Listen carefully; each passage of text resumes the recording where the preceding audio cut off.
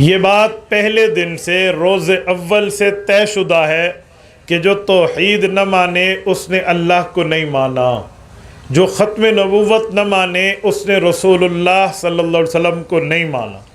کوئی کہے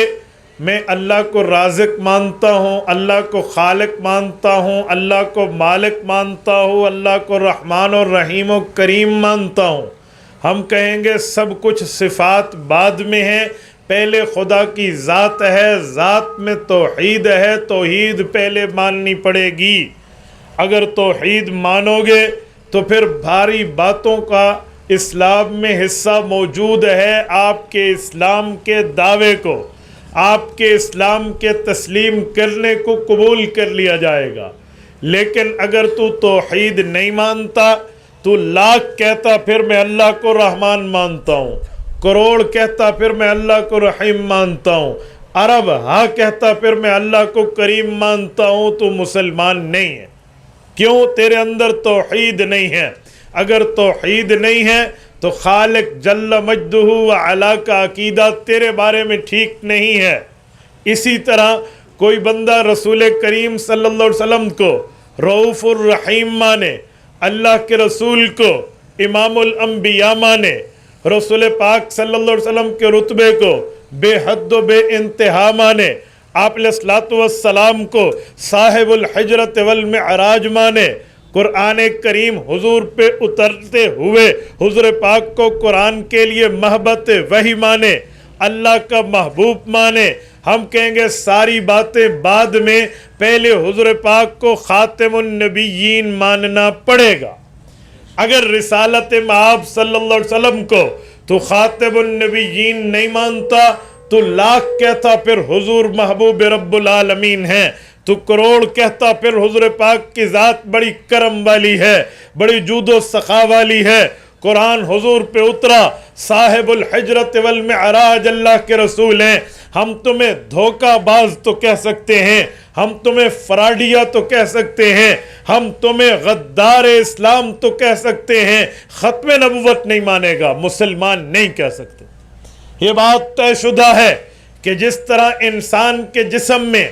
دل و دماغ کی حیثیت ہے، جس طرح انسان کے دل و دماغ کے معاملات کی اہمیت ہے، اسی طرح اسلام میں توحید اور ختم نبوت کا مقام اور مرتبہ ہے۔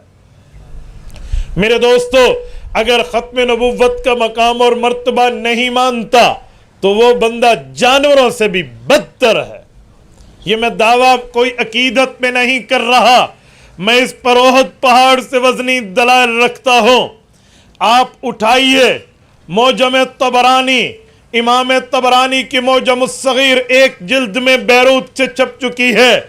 سیدنا عمر بن خطاب رضی اللہ عنہ جانشین ابو بکر ہیں، امیر المؤمنین وقت ہیں، مکین گنبد خضرا ہیں، اللہ کے رسول صلی اللہ علیہ وسلم کے عظیم صحابی رسول ہیں۔ فرماتے ہیں ہم اللہ کے رسول کی خدمت میں مدینہ منورہ کے اندر موجود ہیں، اللہ کے رسول کے پاس ایک شخص آیا ہے، قبیلہ بنی سلیم سے تعلق رکھتا ہے،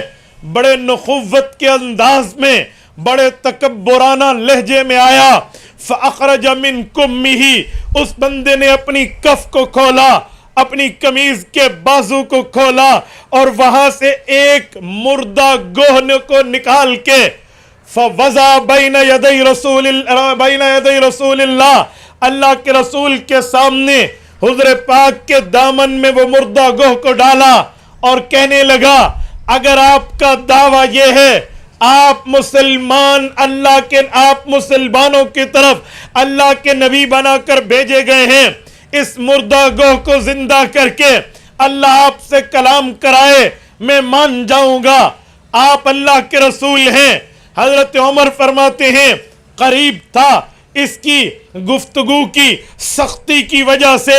اس کی باتوں کی شدت اور حدت کی وجہ سے ہماری نیام سے ہماری تلواریں نکل آتی۔ اللہ کے رسول نے اشارہ فرمایا، ہمیں روکا، اور اللہ کے رسول صلی اللہ علیہ وسلم نے اس گوہ کی طرف مخاطب ہو کر فرمایا یا زب، اے گوہ بتا من انا، میں کون ہوں؟ اللہ کے بارے میں تو کیا جانتی ہے؟ حضرت عمر فرماتے ہیں فَأَجَابَهُ رسول اللہ صلی اللہ علیہ وسلم بِفَصِیحِ لغت العربی، عربی زبان میں فصیح انداز میں گو جواب دینے لگی۔ ہم حیران ہیں، گو گفتگو کر رہی ہے اور کہہ رہی ہے انت رسول رب العالمین وخاتم النبیین قد افلح من صدقک وقد خاب من کذبک۔ گو کہنے لگی میرا عقیدہ اور نظریہ میرے پیدا کرنے والے خالق نے مجھے یہ سکھایا ہے میں آپ کو اللہ کے رسول مانوں اور آخری پیغمبر مانوں۔ قد افلح من صدقک،